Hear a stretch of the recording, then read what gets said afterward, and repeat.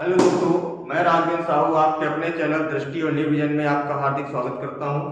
दोस्तों, पिछले वीडियो में मैंने संज्ञा से संबंधित बताए थे कि जिसमें मैंने व्यक्तिवाचक और जातिवाचक संज्ञाओं की पहचान कैसे उनको पहचानेंगे कि कौन सी संज्ञा व्यक्तिवाचक है और कौन सी संज्ञा जातिवाचक है।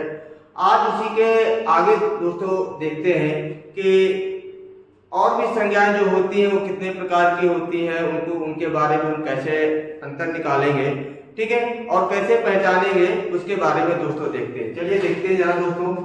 देखिए इसमें दोस्तों कल मैंने आपको इसमें आपका जो नेक्स्ट जो संज्ञा का पार्ट है, जैसे मैंने पहले व्यक्तिवाचक संज्ञा बताई, जातिवाचक संज्ञा बताई, आज दोस्तों इसी का तीसरा पार्ट है जिसको हम कहते हैं समूहवाचक संज्ञा।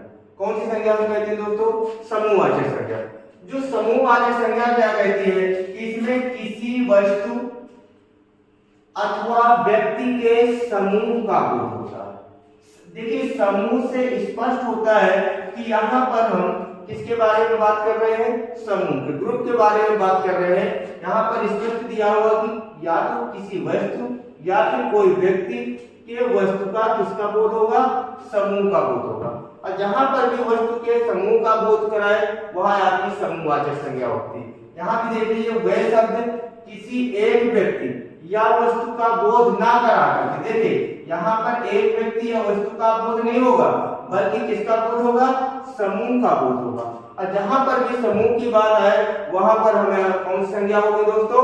समूहवाचक संज्ञा होगी। जैसे यहाँ पर मैं बात करता हूं दल, मंडल, समूह, परिवार, कक्षा, यानी कि ये तो कई बार पूछा गया कि कक्षा में कौन सी संज्ञा है। कक्षा में हमेशा आपके समूहवाचक संज्ञा होती है, झुंड, कुंज, गुच्छा इत्यादि। यानी इस प्रकार से ऐसे बहुत से ऐसे शब्द हो जाते हैं जिस पर हम क्या करते हैं, जहां पर किसी को बोध होता है, समूह का बोध होता है। जैसे हमने बताया ना कि दल है, मंडल है, समूह है, परिवार है, इस तरह के बहुत से ऐसे शब्द हो जाएंगे जहां पर समूह की बात आएगी तो वहां पर दोस्तों कौन सी संज्ञा होगी? हमारी समूहवाचक संज्ञा होगी। ठीक है दोस्तों, इसके बाद नेक्स्ट संज्ञा जो हमारी होगी, चौथी संज्ञा है हमारी पदार्थवाचक संज्ञा। कौन सी संज्ञा दोस्तों? पदार्थवाचक संज्ञा। पदार्थवाचक संज्ञा इसी को हम क्या, दूसरा नाम भी होता है जिसको हम क्या कहते हैं? द्रव्यवाचक संज्ञा। कौन सी संज्ञा? द्रव्यवाचक संज्ञा दोस्तों इसी को कहते हैं। पदार्थवाचक संज्ञा को ही दूसरा नाम क्या होता है? द्रव्यवाचक संज्ञा। द्रव्यवाचक संज्ञा क्या कहती है कि जिस संज्ञा से नाप तोल, ध्यान दीजिएगा यहाँ पर एक द्रव्यवाचक का तात्पर्य है कि जिस संज्ञा से नाप तोल वाली वस्तु का ही बात हो, जिससे हम नापा या मापा जा सके, यानी कि ऐसी संज्ञा जिससे नाप तोल वाली वस्तु की ही बात है, वो आपकी कौन सी संज्ञा होगी? पदार्थवाचक संज्ञा होगी। ठीक है, जिससे नाप तोल वाली वस्तु की ही बात आती है वो आपकी कौन सी कैसी संज्ञा होगी?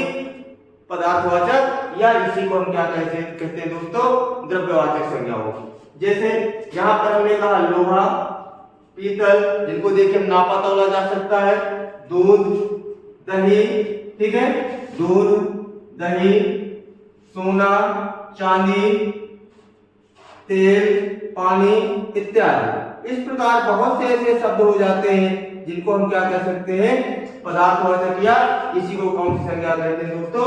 समूहवाचक संज्ञा कहते हैं।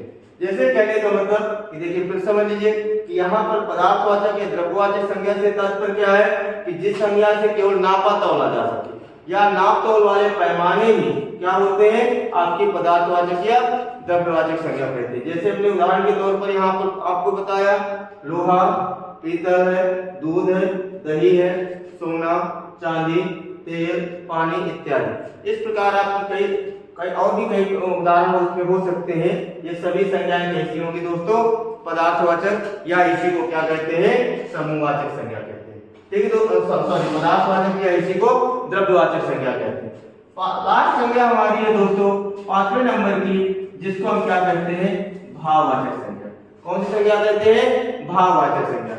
भाववाचक संज्ञा क्या कहते हैं कि क्या है? जिस संज्ञा से, ध्यान दीजिएगा, जिस संज्ञा से किसी व्यक्ति या वस्तु के गुण, ध्यान दीजिएगा, किसी व्यक्ति या वस्तु के गुण, दशा, अथवा व्यापार, व्यापार का मतलब उसकी अवस्थाओं से तात्पर्य, या ठीक है किसी दशा अथवा व्यापार का बोध हो, ठीक है किसी व्यक्ति के गुणों के बारे में बात की जाए, दशा के बारे में बात की जाए, अवस्थाओं के बारे में बात की जाए, गुण संबंधी वस्तुओं के गुण संबंधी गुणों के बारे में या वस्तुओं के बारे में बात की जाए, तो ऐसी जो संज्ञाएं होंगी वो उन संज्ञाओं को कौन सी संज्ञा कहते हैं? हम भाववाचक संज्ञा कहते हैं। बोध हो उन्हें हम कौन सी संज्ञा कहते हैं? भाववाचक। जैसे हमने कहा मिठास, नम्रता, लड़कपन, बुढ़ापा, यानी कि ये बहुत कई बार पूछा गया है कि बुढ़ापा में कौन संज्ञा है, बुढ़ापा में कौन संज्ञा है। दो तीन यहाँ बहुत महत्वपूर्ण है, एक लड़कपन भी आया हुआ है, ठीक है। तो यहाँ पर जो है यानी किसी व्यक्ति के गुणों के बारे में बताया जाए, दशा के बारे में बताया जाए, अवस्थाओं के बारे में बताया जाए, तो ऐसी जो संज्ञाएं होंगी कौन सी संज्ञाएं होंगी दोस्तों? भाववाचक संज्ञा। अब हम यहाँ पर देखते हैं कि भाववाचक संज्ञाओं का वास्तव में निर्माण होता कितने प्रकार से, भाववाचक संज्ञाओं का वास्तव में निर्माण होता कितने प्रकार से है। तो देखते हैं भाववाचक संज्ञाओं का निर्माण, यहाँ पर निर्माण लिख लेते हैं दोस्तों। भाववाचक संज्ञाओं का निर्माण निम्न प्रकार से होता है। भाववाचक संज्ञाओं का निर्माण कितने प्रकार से होता है देखते हैं दोस्तों। पहली चीज तो हम जातिवाचक संज्ञा से भी हम बना सकते हैं। भाववाचक संज्ञा किससे बना सकते हैं? जातिवाचक। अब देखिए भाववाचक संज्ञा बनाने के लिए हम क्या करते हैं दोस्तों?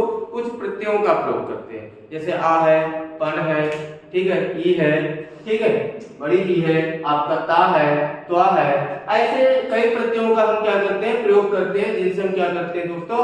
भाववाचक संज्ञाओं का निर्माण होता है। जैसे यहाँ पर देखिए लड़का क्या है? जातिवाचक संज्ञा है। यदि लड़का शब्द में हमने पन प्रत्यय जोड़ा, कौन सा यहाँ पर हम यहाँ पर पन प्रत्यय जोड़ देंगे तो क्या बन जाएगा दोस्तों? लड़कपन। ये लड़कपन आपकी कौन सी संज्ञा हो जाएगी? जातिवाचक। लेकिन यहाँ पर हमने किससे जोड़ा? लड़का से। लड़का क्या है? कोई जातिवाचक, ठीक है दोस्तों। तो इसलिए यहाँ पर आपका लड़कपन आपकी कौन सी संज्ञा हो गई? भाववाचक संज्ञा हो गई। यहाँ पर देखिए गुरु शब्द है, गुरु में अगर हमने त्वा प्रत्यय जोड़ दिया तो क्या बन जाएगा? गुरुत्व। यदि हम इसी में त्वा ना जोड़ दिए, यदि हम ता भी जोड़ सकते हैं तो क्या बन जाएगा दोस्तों? गुरुता भी बन सकता है। तो गुरुत्व या गुरुता दोनों आपके शब्द कैसे हो जाएंगे दोस्तों? ये भाववाचक संज्ञा हो जाएगी, ठीक है। यहाँ दूसरा पॉइंट यहाँ पर हमने कहा सर्वनाम से भी हम भाववाचक संज्ञाओं का निर्माण करते हैं कुछ प्रत्ययों का प्रयोग करके। जैसे यहाँ पर अपना क्या है? सर्वनाम है। अपना में भी यदि मैं पन प्रत्यय जोड़ दूं, कौन सा प्रत्यय दोस्तों? पन प्रत्यय, तो क्या बन जाएगा? अपनापन बन जाएगा। यदि इसी में पन के स्थान पर यदि मैं त्वा जोड़ दूं तो क्या बन जाएगा यहाँ पर दोस्तों? अपनत्व बन जाएगा, ठीक है। इसी प्रकार जैसे निज है, निज में यदि मैं ता प्रत्यय जोड़ दूं तो क्या बन जाएगा दोस्तों? निजता बन जाएगा। तो ये आपका अपनत्व या अपनापन या निजता, ये आपके क्या है? ये भी आपकी भाववाचक संज्ञा, लेकिन ये किससे? हमने सर्वनाम का प्रयोग करके बनाया, ठीक है दोस्तों। इसके बाद यदि मैं अव्यय से बात करूं, अव्यय जैसे मैंने कहा दूर, दूर क्या है? एक अव्यय है, ठीक है। इसमें यदि मैं ई प्रत्यय लगा दूं, कौन सा प्रत्यय? ई प्रत्यय, तो क्या बन जाएगा? दूरी। दूरी आपका क्या हो जाएगा? ये आपकी भाववाचक संज्ञा हो जाएगी, ठीक है। खूब है, खूब में यदि मैं ई प्रत्यय जोड़ दूं तो क्या बन जाएगा हमारे दोस्तों? खूबी बन जाएगा। तो ये भी आपका क्या हो जाएगा? भाववाचक संज्ञा होगा। तो अव्यय का प्रयोग करके अव्यय यानी जितने भी मूर्खी अव्यय होते हैं, यदि उनमें भी हम कुछ प्रत्ययों का प्रयोग कर दें तो उन प्रत्ययों का प्रयोग करके भी हम क्या करते हैं दोस्तों? भाववाचक संज्ञा का निर्माण करते हैं, ठीक है। इसके बाद दोस्तों विशेषण की बात करते हैं। तो विशेषण का निर्माण करके भी हम, विशेषण से भी हम क्या करते हैं? भाववाचक संज्ञाओं का निर्माण करते हैं। जैसे हमने कहा यहाँ पर सुंदर शब्द है, सुंदर आपका क्या है? विशेषण है, गुणवाचक के अंतर्गत आएगा। इसलिए यदि इसमें हम ता प्रत्यय जोड़ दें, कौन सा प्रत्यय? ता जोड़, तो क्या बन जाएगा? सुंदरता। सुंदरता आपकी कौन सी संज्ञा हो जाएगी? भाववाचक संज्ञा हो जाएगी। इसी प्रकार संपन्न शब्द है, यदि इसमें ता प्रत्यय जोड़ दूंगा दोस्तों तो क्या बन जाएगा? यहाँ संपन्नता हो जाएगी। तो क्या हो जाएगा? संपन्नता। तो यहाँ पर सुंदरता और संपन्नता ये सभी क्या हो जाएंगे दोस्तों? भाववाचक संज्ञा होंगे, ठीक है। लेकिन हमने यहाँ किसका प्रयोग करके, किससे बनाया? विशेषण से। इसके बाद दोस्तों बात करते हैं क्रिया से। क्रिया का प्रयोग करके भी हम भाववाचक संज्ञाओं का निर्माण करते हैं। अब देखिए जो क्रिया होती है, क्रिया में मोस्टली हमारा ना प्रत्यय लगा होता है, यानी कि मूल धातु में हम ना प्रत्यय का प्रयोग करके हम क्या बनाते हैं? क्रिया का निर्माण करते हैं। जैसे यहाँ पर हमने कहा लिखना, ठीक है। लिखना में देखिए ना प्रत्यय लगा हुआ है, ये हमारी क्या है, क्रिया है। यदि इसी में हम आवत प्रत्यय लगा दें तो क्या बन जाएगा दोस्तों, हमारा लिखावट। क्या बन जाएगा, लिखावट। तो लिखावट हमारी कौन सी संज्ञा होगी, भावार्थक संज्ञा। ठीक है। पढ़ना है, पढ़ना है आपकी ना प्रत्यय लगा है, आपकी क्रिया है। ठीक है। तो आपका इसमें आय प्रत्यय जोड़ दें, कौन सा प्रत्यय, आय प्रत्यय जोड़ दें, तो ये हमारी क्या बन जाएगा, पढ़ाई। तो पढ़ाई हमारी कौन सी संज्ञा हो जाएगी, भावार्थक संज्ञा हो। ठीक है। इसी प्रकार आपका देखना है ना प्रत्यय है, आवा प्रत्यय यदि मैं इसमें लगा दूं तो हमारा क्या बन जाएगा, दिखावा बन जाएगा। दिखावा आपकी कौन सी संज्ञा हो जाएगी दोस्तों, भावार्थक संज्ञा। इसी प्रकार मैंने कहा सजना है, या आप कह सकते हैं घबराना है, एक क्रिया कौन सी है, घबराना है। यदि इसी में दोस्तों मैं आहट प्रत्यय लगा दूं तो क्या बन जाएगा दोस्तों, घबराहट बन जाएगा। क्या बन जाएगा, घबराहट बन जाएगा। तो घबराहट आपकी कौन सी संज्ञा हो गई दोस्तों, भावार्थक संज्ञा हो गई। तो इस तरह से दोस्तों मैंने संज्ञा के जो 5 पार्ट होते हैं, यानी कि 2 पार्ट मैंने आपको पिछले वीडियो में बताया था, वो आपके वीडियो के डिस्क्रिप्शन लिंक में होगा, तो आप उसको देख सकते हैं। दूसरा क्या कहते हैं, अब इसके बाद जो आज के संज्ञा का जो दूसरा पार्ट जो मैंने समझाया आपको, समूहवाचक संज्ञा। समूहवाचक में हमने बताया कि आपको इससे किसका बोध होगा, केवल समूह की बात होगी, किसी एक व्यक्ति या वस्तु का बोध ना होकर के किसकी बात होगी, समूह की बात होगी, वो आपकी समूहवाचक संज्ञा होगी। जैसे हमने कहा दल, मंडल, समूह, परिवार, कक्षा, झुंड, कुंज, गुच्छा इत्यादि। इस प्रकार से आपकी जो शब्द आ जाएंगे आपके किसके अंतर्गत, समूहवाचक के अंतर्गत। दूसरा, इसके बाद चौथे नंबर पर हमने बताया आपकी पदार्थवाचक संज्ञा। जो पदार्थवाचक संज्ञा को क्या कह सकते हैं, द्रव्यवाचक। यहाँ पर केवल आप ये समझिए कि ऐसी संज्ञा जिनको हम केवल नापा तौला जा सके, यानी कि जिनको हम माप तौल कर सके। तो अब माप तौल वाली जो संज्ञाएं होंगी वो आपकी किसकी, पदार्थवाचक या द्रव्यवाचक के अंतर्गत आ जाएगी। जैसे हमने कहा लोहा, पीतल, दूध, दही, सोना, चांदी, तेल, पानी इत्यादि। इस प्रकार बहुत सी संज्ञाएं हो जाती हैं, ये सब आप किसी के अंतर्गत आ जाएंगे। 5वें नंबर पे हमने बताया दोस्तों भाववाचक संज्ञा। भाववाचक संज्ञा से हमने बताया किसी व्यक्ति के हमें गुण, दशा और व्यापार अर्थात अवस्थाओं का बोध होता है। जैसे हमने बताया हमारा मिठास है, नम्रता है, लड़कपन है, बुढ़ापा है, ये सभी आपकी कैसी संज्ञा है दोस्तों, भाववाचक संज्ञा। अब हमने बताया कि भाववाचक संज्ञाओं का निर्माण इतने प्रकार से हो सकता है। हम जातिवाचक संज्ञा का भी प्रयोग करके बनाते हैं, विशेषण का भी प्रयोग करके बनाते हैं, सर्वनाम का भी प्रयोग करते हैं। तो ये दोस्तों आपकी संज्ञा।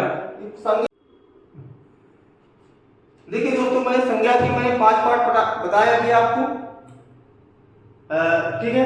अब इसमें से कुछ संज्ञाएं आपको अलग प्रकार से आती हैं। जैसे मैंने कहा, आप देख लीजिएगा यहाँ पर व्यक्तिवाचक संज्ञा को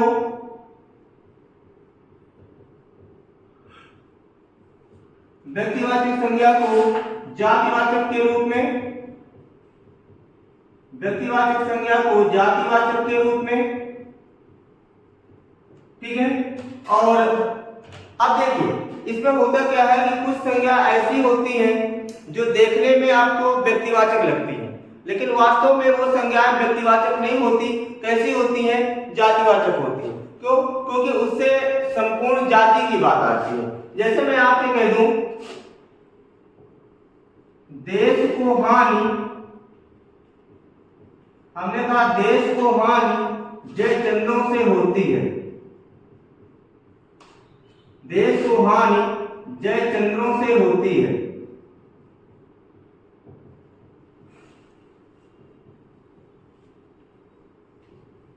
अब देखिए दोस्तों यहाँ पर ऐसे क्वेश्चन पूछ लेगा, कोई ऐसे उदाहरण दे देगा, उसमें आपको अंडरलाइन कर देगा, फिर आपसे पूछेगा कि बताइए जयचंद्रों में कौन सी संज्ञा है। अगर देखिए दोस्तों यहाँ पर मैं पर्टिकुलर जयचंद्र कहता तो व्यक्तिवाचक संज्ञा होती। अगर यहाँ पर मैं पर्टिकुलर जयचंद्र कहता तो व्यक्तिवाचक संज्ञा होती, लेकिन यहाँ पर मैंने क्या कहा, जयचंद्रों कहा, तो यानी कि जयचंद्र जैसे कैरेक्टर के व्यक्ति, जयचंद्र जैसे जाति की व्यक्ति, तो उससे क्या होता है दोस्तों, संपूर्ण जाति की बात आई। ठीक है। तो जहां पर यहाँ पर संपूर्ण जाति की बात आएगी तो ये संज्ञा देखने में व्यक्तिवाचक जरूर लग रही है, लेकिन ये व्यक्तिवाचक न होकर के दोस्तों कौन सी संज्ञा होगी, जातिवाचक संज्ञा होगी। ठीक है। तो यहाँ पर जयचंद्रों में कौन सी संज्ञा हो जाएगी, जातिवाचक होगी। दूसरा इसी का उदाहरण एक और आता है, जैसे मैंने कहा आज के युग में आज के युग में हरिश्चंद्रों की कमी नहीं है। आज के युग में हरिश्चंद्रों की कमी नहीं। तो हमने कहा, फिर वही बात आ जाएगी यहाँ। तो हमने कहा हरिश्चंद्र, अगर मैं पर्टिकुलर हरिश्चंद्र की बात करता तो हरिश्चंद्र आपका केवल व्यक्तिवाचक संज्ञा होती, क्योंकि नाम है। अब यहाँ पर मैंने कहा हरिश्चंद्रों कह दिया, तो हरिश्चंद्रों का मतलब क्या हुआ कि हरिश्चंद्र जैसे कैरेक्टर के व्यक्ति, हरिश्चंद्र जैसी जाति के व्यक्ति, वो आपकी किसके अंतर्गत आ जाएंगे, जातिवाचक के अंतर्गत आएंगे। ठीक है, तो ये यहाँ पर हमने क्या है कि संज्ञा देखने में व्यक्तिवाचक है, लेकिन ये व्यक्तिवाचक नहीं होकर के क्या होगी दोस्तों, जातिवाचक होगी। क्या होगी दोस्तों, जातिवाचक होगी। और कभी कभार ऐसा होता है कि देखने में संज्ञा जातिवाचक होती है, लेकिन वो जातिवाचक न होकर के क्या होती है, व्यक्तिवाचक होती है। तो हमने कहा जातिवाचक संज्ञा को व्यक्तिवाचक के रूप में, किसके रूप में दोस्तों, व्यक्तिवाचक के रूप में। जातिवाचक संज्ञा को व्यक्तिवाचक के रूप में। अब देखने में संज्ञा क्या होगी, आपको जातिवाचक लगती है, लेकिन जातिवाचक ना होकर के क्या होगी दोस्तों, व्यक्तिवाचक होगी। ठीक है, जैसे मैंने कहा शुक्ल जी ने हिंदी साहित्य का इतिहास लिखा। शुक्ल जी ने हिंदी साहित्य का इतिहास लिखा।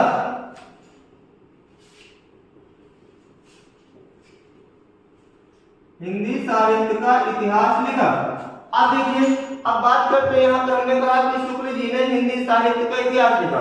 अब आपके शुक्ल में यहाँ अंडरलाइन कर दिया जाएगा। अब आपसे पूछेगा कि बताइए रेखांकित शब्द में कौन सी संज्ञा है। अब देखिए शुक्ल, लेकिन यहाँ का क्या करा कि शुक्ल जी ने हिंदी साहित्य का इतिहास लिखा, लेकिन अब आप आगे देखिए कि ये जो पॉइंट हमारा दिया है हिंदी साहित्य का जो इतिहास है, ये केवल भैया एक ही शुक्ल ने लिखा है, जिसको इस शुक्ल को देखने में संज्ञा जातिवाचक है, लेकिन इस शुक्ल से तात्पर्य हमारा केवल रामचंद्र शुक्ल से। किससे है दोस्तों, रामचंद्र शुक्ल से। तो ये संज्ञा क्या है, देखने में जातिवाचक है, लेकिन जातिवाचक ना होकर के कौन सी होगी दोस्तों, व्यक्तिवाचक होगी। ठीक है, एक उदाहरण और इसी का पूछा जाता है। हमने कहा गोसाई जी ने रामचरितमानस लिखा। गोसाई जी ने रामचरितमानस लिखा। अब देखिए यहाँ पर करा गोसाई, तो इस गोसाई ने क्या किया, रामचरितमानस कहते लिखा। तो ये गोसाई पर्टिकुलर जाति है, तो कहते हैं यहाँ पर ये जातिवाचक लोग। अब कहते हैं रामचरितमानस के लिए केवल एक ही व्यक्ति ने लिखा, तुलसीदास गोसाई, गोसाई से गोस्वामी बना। ठीक है, तो यहाँ पर ये देखने में संज्ञा क्या होगी दोस्तों, जातिवाचक है, लेकिन जातिवाचक न होकर के दोस्तों आपको क्या होगी, व्यक्तिवाचक होगी। तो इस तरह से दोस्तों आपको संज्ञा आपको व्यक्तिवाचक या जातिवाचक के रूप में आ सकती है, कभी जातिवाचक को व्यक्तिवाचक के रूप में भी आ सकती है। तो इस तरह से दोस्तों मैंने आपको संज्ञा की जो है सभी पार्ट बता दिए, कैसे आपको संज्ञा समझना है, कैसे व्यक्तिवाचक को जातिवाचक के रूप में प्रयोग करना है, जातिवाचक को व्यक्तिवाचक के रूप में प्रयोग करना है। उम्मीद करता हूं दोस्तों कि आपको ये संज्ञा जो टॉपिक है ये अच्छे से समझ में आ गया होगा। इसके बाद आपको अगले वीडियो में, इसके बाद मैं आपको बताऊंगा सर्वनाम का जो टॉपिक है। ठीक है दोस्तों, इसको देखते हैं और इसके बाद अगले वीडियो में हम आपको सर्वनाम देखते हैं। धन्यवाद।